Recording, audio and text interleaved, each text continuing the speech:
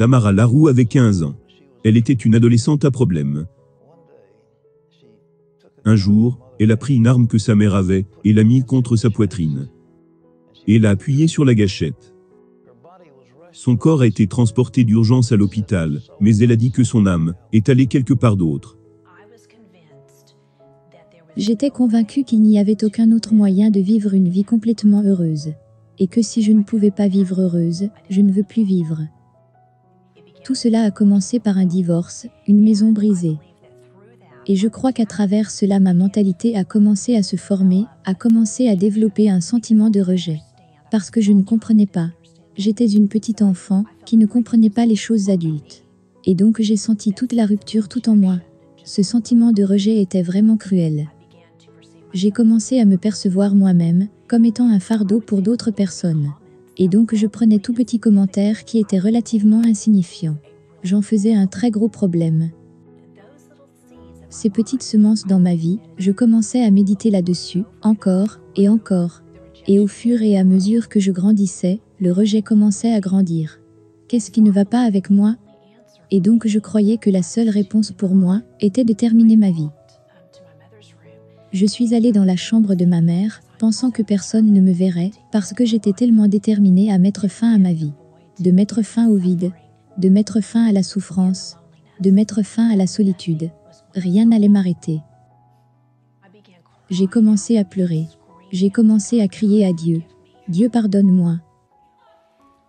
Et j'ai appuyé sur la gâchette.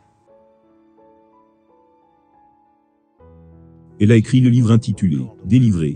Tamara Laroux est ici avec nous. Bonjour. Merci pasteur.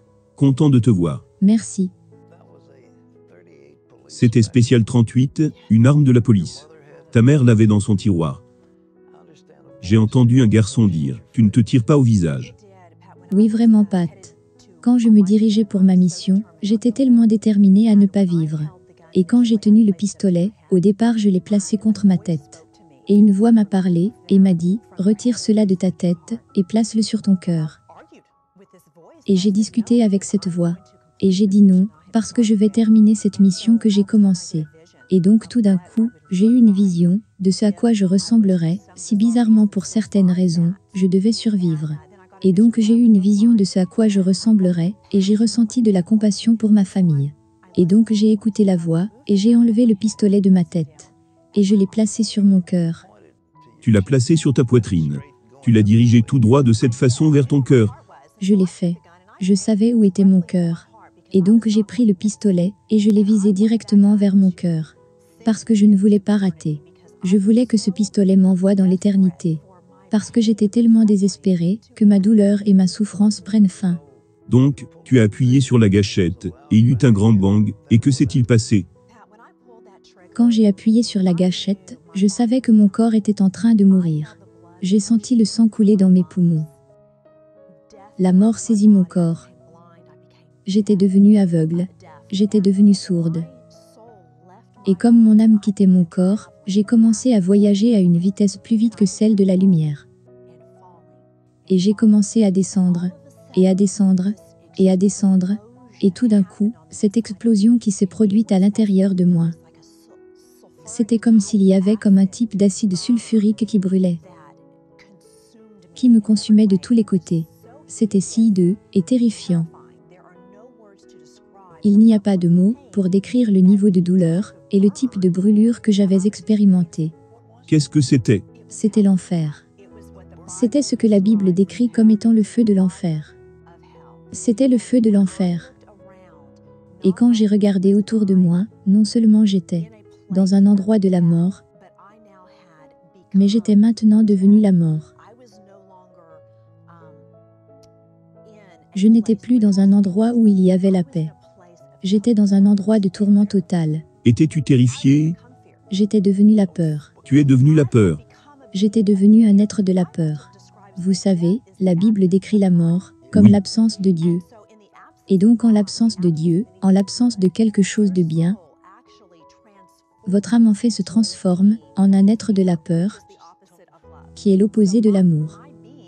Donc mon être, ma personne s'est transformée en un être de la peur, un être de douleur, un être en isolement total. Est-ce qu'il y avait des gens tout autour de toi? Je pouvais regarder, et je pouvais voir des milliers, des millions de personnes, qui étaient tout autour de moi. Mais je ne pouvais pas communiquer avec eux. C'était comme un lac? Était-ce ce genre de choses?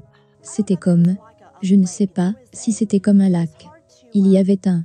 Il est difficile de décrire. Je suppose que vous pourriez dire que c'était comme un lac. C'était une immense mer de personnes, et il y avait beaucoup de mini-chambres, qui étaient tout autour de moi. Et toutes les personnes qui y étaient dans le même genre de personnes, sans forme, criant d'agonie, dans une totale terreur. Dans un cri hideux. Il n'y avait pas de fin à cela, Pat. Il n'y a pas de mots pour décrire à quel point c'était horrible. Ils criaient en agonie? Ils criaient à l'agonie. Et parce qu'ils étaient devenus des êtres totalement de la mort. Et c'est difficile pour l'esprit physique de comprendre ces choses. Mais quand je regardais, je me souviens avoir regardé des individus en particulier, ils étaient aussi proches de moi que vous l'êtes. Et quand je les ai vus, Pat, je savais tout sur eux. Je savais tout le péché qu'il a commis. Je savais.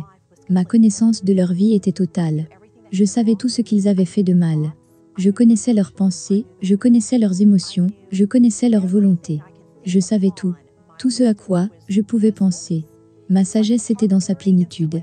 C'était comme un diplôme de Harvard instantané. Mais cela importait peu. Cela importait peu. Dans cet état hideux de tourment brûlant, la seule connaissance qui comptait était que Jésus-Christ est Seigneur. Et me voici dans cet état d'agonie indescriptible, et la seule chose qui comptait était que je ne me suis jamais soumis à la Seigneurie de Jésus-Christ. Était-ce comme un regret, dans ton esprit? Un regret absolu. C'était un si grand regret, et la honte, et la culpabilité d'avoir cru au mensonge. Que j'avais cru à la tromperie. Et quand je regardais à travers le lac vers le firmament, je pouvais voir l'univers entièrement. Et c'était comme si la Terre était zoomée. Et il y avait un sentiment mutuel, une compréhension mutuelle de tout le monde, les milliers, les millions de personnes, qui étaient là avec moi. Nous ne voulions pas que quiconque aille là où nous étions. Nous voulions que les gens retournent sur la terre, pour avertir tout le monde. Ne croyez pas aux mensonges. Ne vous laissez pas tromper par votre ennemi. Ne venez pas ici. Avant cela, est-ce que ton esprit aurait jamais pu penser voir quelque chose d'aussi horrible? Non. Maintenant quand je lis la Bible, et je vois comment la Bible décrit l'enfer, et je regarde mon expérience, et il n'y a pas de mots pour décrire ce que j'ai vécu. Est-ce qu'il y avait une fin pour ces gens? Non, il n'y avait aucune fin. Aucune fin? Aucune fin. Et tu pouvais regarder à travers l'expansion, et tu peux voir le ciel. Tu peux voir la paix, la joie, l'amour, la plénitude. Et tu sais que tu n'allais jamais faire l'expérience de cela. Parce que le temps n'existe pas dans l'éternité. Le temps n'existe pas du tout. Et donc tu sais que tu es là pour toujours. Sans soulagement, les brûlures ne s'arrêteront jamais. Les hurlements ne s'arrêteront jamais. Et la seule chose que tu peux faire, est d'espérer que personne d'autre ne viendra là où tu es. C'est la perspective la plus horrible, quand on y pense. Je veux dire, mon esprit ne peut pas concevoir cela. C'est absolument horrible. Vous ne le pouvez pas. L'esprit humain ne peut pas, dans notre état physique, comprendre les choses spirituelles. Du tout. Mais vous savez, ce qui est tellement incroyable, c'est que l'amour de Dieu était si incroyable, qu'avant que je me tire une balle, j'ai crié à Dieu de me pardonner. Et dans ce cri de désespoir, pour le pardon, Dieu m'a entendu. Et il est si fidèle à sa parole et à sa promesse. Dans mon cri, et dans mon agonie, et dans la révélation de ce que j'ai vécu, Dieu est descendu du ciel. Et cette main m'a saisi, Pat, et m'a prise. Et j'ai réalisé que j'étais en enfer, non pas parce que je me suis tiré dessus. Parce qu'aucun acte ne peut t'amener en enfer, de même qu'aucun acte ne peut t'amener au ciel. Nous sommes sauvés par la foi. Et j'ai réalisé que j'étais là, non pas à cause de mes actions. J'étais là-bas, parce que je n'ai pas accepté Jésus comme mon Seigneur. Et donc quand cette main m'a prise, et m'a emmenée par-dessus la vaste étendue, m'a prise par-dessus ce golfe, et c'est énorme. Mais pour Dieu, c'est comme une simple. C'est ce que Jésus a dit dans la parabole. Qu'il y a un grand fossé entre nous. C'était un grand golfe. Oui, un grand golfe. C'était un néant. Juste du néant. Et quand je suis passé par-dessus cela, je suis entré dans la présence de Dieu. Maintenant, Pat, tu ne peux pas non plus décrire la présence de Dieu. C'était l'amour. Et j'ai maintenant quitté un lieu de mort et de tourment, dans les ténèbres. Et maintenant j'étais entré dans un lieu d'amour et de lumière. Et j'ai expérimenté la plénitude de Dieu. J'ai expérimenté sa grâce et sa miséricorde, et il y avait cette unité avec Christ, qui est indescriptible. Ma douleur était partie. Mon tourment était parti. Et j'étais dans cette présence de plénitude totale. Et vous pouvez voir la lumière, la beauté de ces pierres, et les lumières reflétant dans le ciel. Et l'aspect de ces choses était rajeunissant et énergisant. Y avait-il de la communication? Est-ce que les gens se parlaient? Oh oui, ils communiquaient tous. Cependant, j'ai été en péché. Je n'ai pas été autorisé à y participer. Je savais tout ce qui se passait. Et même si j'ai vu ces choses, je n'ai pas été autorisé à participer à cela, ou de voir beaucoup de choses en détail. Il y a beaucoup de choses que j'ai comprises. Et la connaissance était gratuite, la sagesse gratuite. Et donc pendant que je voyageais à travers les cieux, j'ai été nettoyé de mon péché, et je suis revenu. Et vous savez que dans le monde spirituel, vous n'avez pas les restrictions du monde physique. Et donc je suis revenu directement à travers le plafond de ma maison, et ils ont déposé mon corps, le va de Dieu a déposé mon âme dans mon corps. Et quand il a fait cela, j'ai instantanément pu voir et entendre à nouveau. Et je savais à ce moment que je m'abandonnais à la seigneurie de Jésus-Christ. Et quoi que j'ai à faire face, la stigmatisation du suicide, la stigmatisation de tout ce que j'aurais à faire face, cela sera ok. Quand tu es revenu, c'était dans une salle d'opération. Où es-tu revenu? Non, je suis revenu chez moi. Je suis revenu dans ma maison, parce que quand j'étais entré là-bas pour m'isoler, personne ne savait que j'étais là-bas, seul. Donc je ne sais pas combien de temps exactement, j'étais hors de mon corps. Mais c'est quand je suis revenu que j'ai appelé ma mère, pour qu'elle vienne à mon secours. Et c'est alors qu'elle a appelé l'ambulance. Mais quand l'ambulance est arrivée, ils ont même demandé à ma mère, « Allez-vous, vous tracasser pour l'emmener aux urgences ?» Parce que j'étais en lambeaux. Le pouvoir de la mort était sur moi. Et ils pensaient que j'étais en train de partir vers la mort. Alors qu'ils ne savaient pas que je fus morte, et que je venais juste de revenir. Ils ont fait leur travail sur moi dans la salle d'urgence, puis ils m'ont amené en unité de soins intensifs, et au moment où ils m'ont mis aux soins intensifs, ils ont réalisé qu'il n'y a rien de mal avec moi. Ma convalescence était juste miraculeuse. As-tu touché ton cœur? Est-ce que la balle a touché le cœur? J'ai raté mon cœur de moins d'un demi-centimètre, et je comprends que si c'était un calibre 38, cela aurait complètement dû faire exploser mon cœur. Pat, Dieu a utilisé. Il fait concourir toutes choses à notre bien. Et il a utilisé cela pour me montrer que Tamra, tu ne dois pas avoir la crainte des hommes. Il n'y a qu'une seule crainte que tu devrais avoir, c'est la crainte respectueuse que tu dois avoir pour moi. Tu étais âgé de 15 ans? J'avais 15 ans. Qu'est-ce qui s'est passé depuis lors? Vous savez, c'est merveilleux. Vous entendez des témoignages de comment Dieu vous délivre complètement sur le plan émotionnel. Cela ne s'est pas produit avec moi. Quand je suis revenu, Dieu m'a guéri du désespoir.